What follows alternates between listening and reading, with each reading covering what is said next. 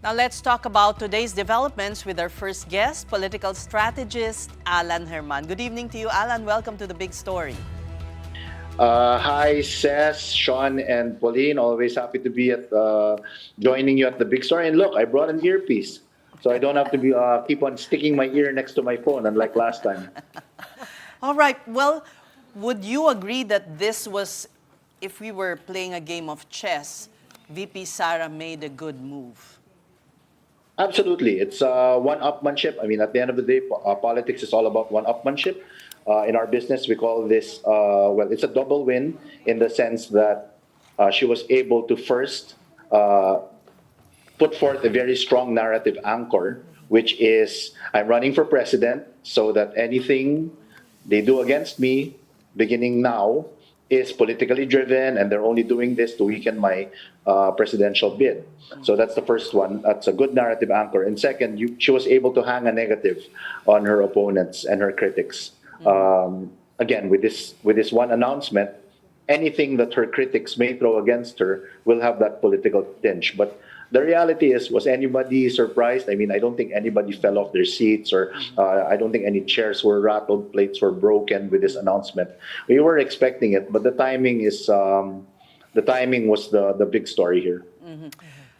On the other hand, though, we know that those who announce too early in the game, kasi, as you said, it's all about timing, are also, become a magnet for those for rivals, for all these attacks. Although, well, she's taken a lot already. Of hits. If we're just talking about historical data, and again, let's be agnostic about the data, no? Okay. You're absolutely correct in pointing that out. Everybody who was announced first did eventually not make it. At least historical data up to the time we can recall, at least the time I was a voter. It has been that has been the trend, which is fairly recent, by the way. Being as to, I've only recently voted. Being a Gen Zer and whatnot. And by the way, those laughs are dragging my self-esteem down. But you're right, because they're usually critics. They're usually a magnet for criticism when you announce early. Consolidations will form against you. There will be, at least in terms of quote unquote telegraphing your moves, you're already out and open with it. But again, I go back to my earlier point being, I don't think anybody was really surprised. I think this had to have crossed the political calculus of everybody else, at least gunning for the top spot. So let's see if history will again repeat itself in this case. So is her audience those who will vote on a possible passing of the impeachment complaint to the Senate? As from where I sit and as far as I'm concerned, absolutely. This is like I said earlier. I don't think this wasn't an announcement so much as it is a message. She was sending a strong message, especially to the congressmen. Now the lines are drawn. The lines are clearly drawn. This is no longer a line. This is a chasm. Very, very. I'm just to remind you. I'm running, and in 2028. I'm the front runner, at least for now. And if you want a political future after 2028, this is where I'm drawing the line. At least I think that was the intention. If that wasn't the intention, that probably did hit several congressmen that way. That she was sending a message saying, eto na, pumili na kayo, tatakbo ako, pag binoto ninyo yung impeachment na yan, pag-isip-isipan nyo na lang kung anong mangyayari pag ako naging presidente. Although, of course, we know that Malacanang, always has a hand or looks at this very closely, even if, the president had denied being involved in the last impeachment complaint. So ngayon ba, sa tingin mo, mas a-action na ang mga allies ni BBM sa Kongreso? Well, yun yung magiging net effect sa tingin ko. Whether or not, of course, I'm not going to well, I'm not in a position to provide commentary whether this is orchestrated or there's a this is being strategized by any political advisor and or the president himself. But definitely, this will have that effect. Opponents will consolidate. Opponents will say, "Eto na, nagpakita na. Dati nasa radar pa lang eh." Di ba? Think of it like I don't want to compare. I don't want to compare our vice president to Godzilla. My God, that's just awful. For some reason, it's the first thing that entered my mind. Nakikita ninyo na eh, di ba? Blip on the radar. Ito, pagtingin ninyo, nandiyan na, emerged from the sea, already there in the cityscape. So this will have that very, very. I don't want to say visceral, but the opposition should really rally and make this already a magnetic call to consolidate. Okay, let's get to the opposition in a bit. Alan, I wanted to ask you about the quote-unquote form and substance of her speech. It was very, very short. But also, she looked really, really good, in my opinion anyways. Very fresh, very calm. What did you think? I mean, you're into that line of work. What was your assessment? The nonverbals. Yeah, the nonverbal, the optics. I think there was a audio-visual lock. Siguro, no, I hate to be that guy and go all technical and try to make myself appear more clever than I am. Lord knows that's a difficult job. But in terms of audio-visual lock, kasi, if you look at the essence and the spirit of her speech, essentially she is saying, "I'm liberated, I'm free, I have accepted my role. I am charging into the destiny that was carved out for me. I have fought against it before. I have tried to sway away from that, but now I am accepting it." And her body language, I have to agree with you, Sean. It did reflect that. She does look like a burden has been lifted. I would have made the sentences less choppy, I wish. And number two, it was red. I would have maybe put more effort into having her deliver that a little bit more extemporaneously.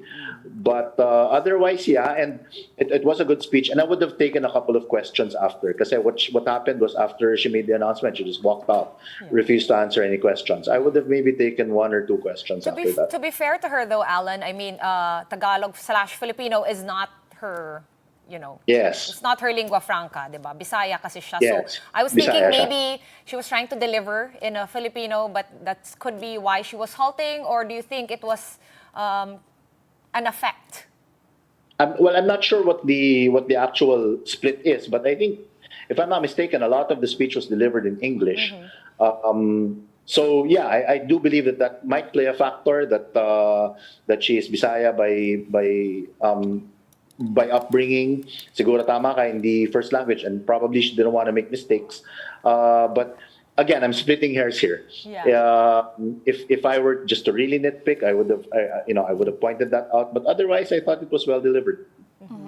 Well, President Bongbong Marcos only had 2 words to say on the announcement of Vice President Sara Duterte, and their good luck. What did you make of that, Alan?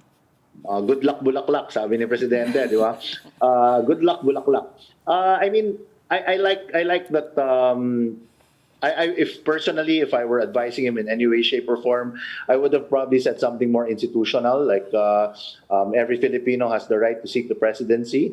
That is her right. On our end, we are focused on delivering reforms and working towards making the lives of Filipinos better. And good luck to her. I would have probably, made that little prelude before the good luck. But really, the president is caught between a rock and a hard place when it comes to these things, di ba? If he says too much, affected. If he doesn't say anything, disconnected. So it's really hard to find that right balance being the president. So I suppose good luck was captured everything in one very, very short phrase. Good luck. Yeah. What about Claire Castro's rebuke? Mas mahaba yung sa kanya. She repeated good luck. She repeated good luck. She had a list, a bullet point list. Nagwala. Oh, tsaka meron pa siyang print out, 'di ba? Nung parang Right. Right. So what do you make of that? Was that a bit defensive? I mean, obviously that was prepared. Well, earlier you said, Sean, that your personal opinion was that VP Inday looked good, etc., etc. My personal opinion, kasi I like Auntie Claire. I like her. I think she's swell. I think she's a swell gal. Yeah. And she does her job very, very well. I think she is very, very underrated as a lightning rod. Kasi yun naman ang papel ni Auntie Claire sa administration. She's the one that absorbs all the lightning, the thunder that was intended for the admin and the palace. So in very typical Auntie Claire fashion, she came out and had that rant to say as a reaction to the announcement of VP Inday. So I thought that it was very authentic and ano siya, quintessential Auntie Claire. Sa tingin mo ba the House of Congress will now opt for the third option? We'll look at the third option wherein they can now all Fast track? The fast track, yeah, the fast track option. Hindi na dadaan sa Justice Committee. Oo. I think that would be an exercise in absolute foolishness. There, that's my soundbite for today. Amidst this terrible lighting, my goodness, I look like a truffle. You actually look like you have a tan, like you got you came from the beach or something. What I look like happened? a truffle, man. Okay. It's terrible. If my audio's not bad, it's my lighting. I'm telling you, itong big story, never ako nakakaano dito. I never get it right. Sige. We'll get you Ibig here sabihin- one day so we can all have Dito na equal lang. lighting. But yeah, okay. So Right. that will be bad kung gagawin nila yung Absolutely okay. bad. Pag finast track kasi nila yan, the whole, the impeachment process for me is a torch. It's not a hatchet. So the impeachment process is something that you use to shed light, not to cut anybody from the vine. So the more that there are hearings that will distill, that will shed light on anomalies, the more that, sorry for the very, very colloquial term, pero the more na kaya ninyong pikunin yung kaaway ninyo to make them lose their cool, that's where the value of of these impeachment hearings lie for me as a political strategist. So if they're just gonna fast track that, send it to the Senate, and then cross their fingers and toes and hope that members of the minority will switch, for me that would be a really, really ill-advised move. Let it season, let it percolate in Congress, because at least that gives people a chance to see, ano ba itong pinag-uusapan nila? Bakit ba gustong i-impeach tong si VP Inday? Tapos maglalabas ng bank accounts, maglalabas ng actual proof, resibo, etc., etc. For me, nandun ang value. Right, Alan, so now that the Vice President has made her announcement, which didn't really come as a surprise, as you mentioned, what should the opposition be doing this time? Would you say her early declaration is now a catalyst for them to start announcing their plans? The opposition, I think, should meet in a badly lit Japanese restaurant and start consolidating and start actually taking themselves very, very seriously in coming forth with alliances and a consolidated candidate na iisa lang. The best part about the Filipino, well, not the best part. Actually, no. Let me wind that back. The thing I detest most, and yet is working for us in this case for the opposition, is that you elect the president and the vice president separately. So you can actually make tandems that will complement each other in terms of trying to get a voter base, in trying to draw from each other's strengths and not cannibalize, so that you will have at least a Hail Mary pass chance to beat the juggernaut being presented in the form of Vice President Are you Sara talking about Duterte. an alliance, Alan, between the administration and the traditional opposition? Orange is the new black, sabi nila, di ba? Red plus yellow equals orange. Hindi. Yes, absolutely. If there are more than, well, I don't want to get into the nuts and bolts of it and bore you with game theory and such, but it has to be a consolidated candidate talaga. If the intention is to try to take down or to try to beat the Greens, the Duterte camp. And that has to be very thought of in terms of who is going to be number one, the president, and who is going to be number two, the vice president. So there's talks of Risabam, for example. For me, that's crazy. Kahit ano yan, you're just going to have the same number of voters. You're not bring anything new to the table. So parang ganon. I'm just using that as an example. I'm not Okay. saying that there's any Okay, talk and of that. quickly, the timing.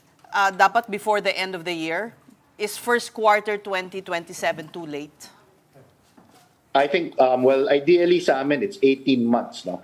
The ideal time to announce is about 18 months. The ideal time to start building, kasi di ba, stay and sway yan, consolidate, convince, and control.